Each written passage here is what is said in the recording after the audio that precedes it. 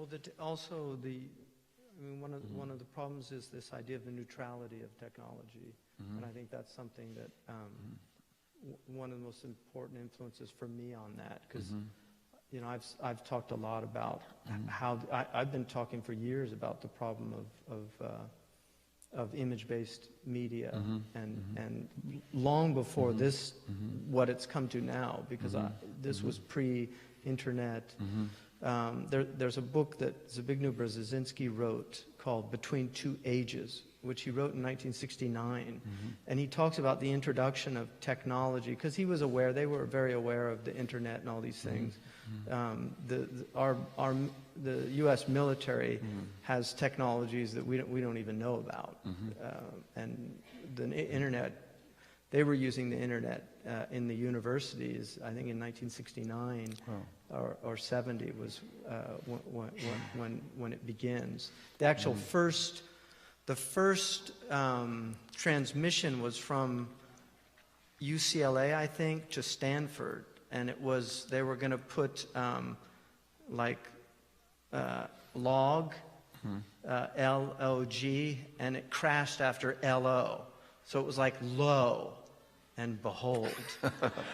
And one of the things I saw, Werner Herzog's amazing documentary on the internet, and the first half is all the positive aspects of it, how amazing it is, which it is, right? I mean, it's just like my dictionary app. I use it all the time, and it's so cool. It's so easy. It's just amazing to have it, and then to have like all these Arabic dictionaries literally in the palm of your hand. It's unreal. But the second half was on the dangers of the internet, and one of the things there's something really floored me was this lady, and I felt like, you know, Ghazali, when the thief tells him.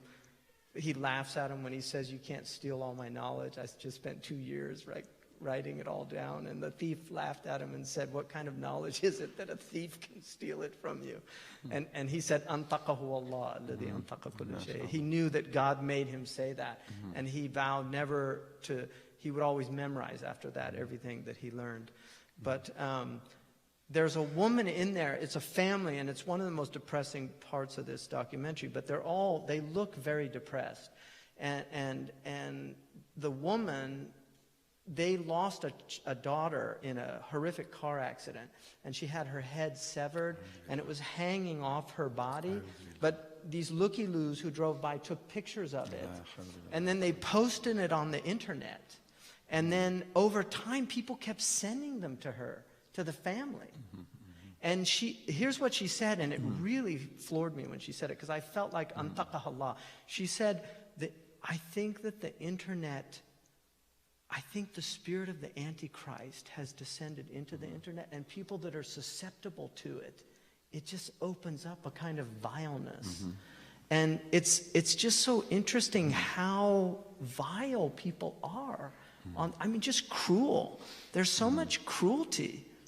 You know, one of the things I've been asking somebody from Silicon Valley, maybe an engineer here, I want a computer program that automatically erases anything done on the internet that is grammatically incorrect.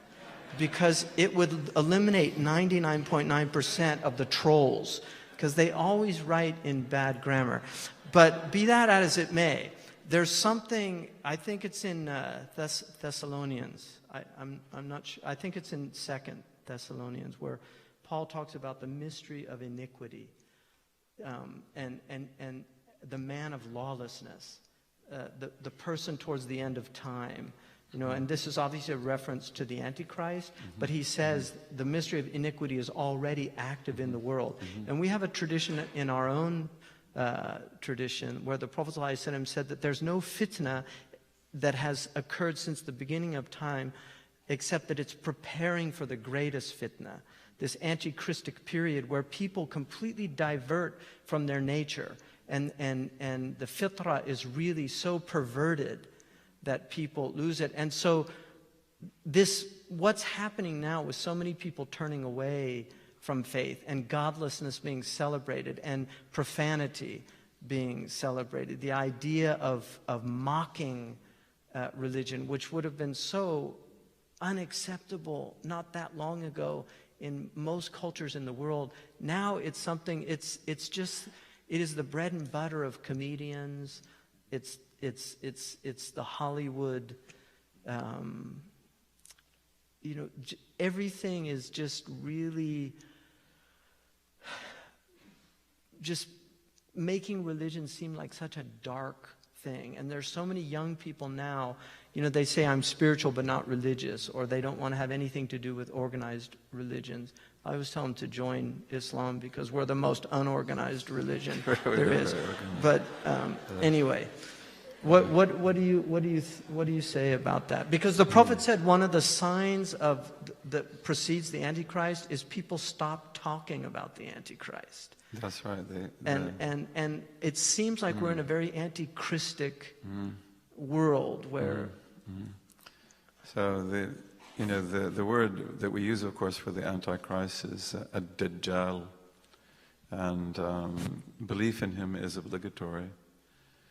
And it comes from Dajjal, and Dajjal means to lie, to confuse, to turn things upside down. Some of our scholars say that what the Dajjal does is he overturns the very principles of knowledge, so that you no longer know that what is true and what is false. And this is the age we live in, because we don't have, even like if we look at Descartes, I think, therefore I am. Okay, well, that changes the whole history of human thought, because in traditional medieval thought, existence comes first. Right. And in our tradition also, existence comes first. Yeah. And then epistemology. Right. So now for him, epistemology comes first, and then we don't really know if we exist or not. So we should say, I am, therefore I should think. Yeah. Right. Or some people say, I am, therefore God exists. But, overturning what we call immutables. Immutables are first principles. Immutables also for us are the basic principles of prophetic law, the dispensation, and the basic principles of theological truth, necessary being, possible existence. A change indicates temporality. And then the basic thawabit of suluk, of the moral path of self-perfection. These don't change, but the Dajjal makes them change. And then you have the immutables made mutable, and this gives you the disasters, which are the ugly signs of the end of time. As the Prophet said, the slave girl will give birth to her mistress or her master. And you'll see barefoot, naked, poor shepherds vying for each other, sometimes camel shepherds vying with each other in the building of tall buildings. So you see that, but then when we look at it, we say, many people, probably most, they say that, the mother will give birth to a daughter who would treat her like a slave. And, of course, we see that today. And, and then you can see the buildings. You can go look at them yourself. One of the signs of the end of time is إِذَا بُعِجَتْ مَكَّةُ إِذَا رَأَيْتَ مَكَّةَ بُعِجَتْ كَوَاظِمْ. When you see Mecca gutted with tunnels, and you see tall buildings over the tops of the mountain, then know that the hour has cast its shadow over you. You can go and see the hour doing that right now, the big tower. But they call that Burj Assad. They call it the Tower of the Hour. That's frightening, isn't it? I went to Mecca the first time in 1973. There wasn't a single tunnel anywhere. It's like, where'd they come from? But you see, then what happens is, why does the girl treat her mother as a slave, or the boy treat his mother as a slave, or as a slave that's mistreated? Because the thawabit are gone. That they don't have sound belief, they don't know first principles, they don't have the morality. Okay, so all that's, and then when that's done, then she will do whatever she wants to do. And the same thing, you look at the shepherds vying with each other in tall buildings, so it means certain thawabit have been overthrown.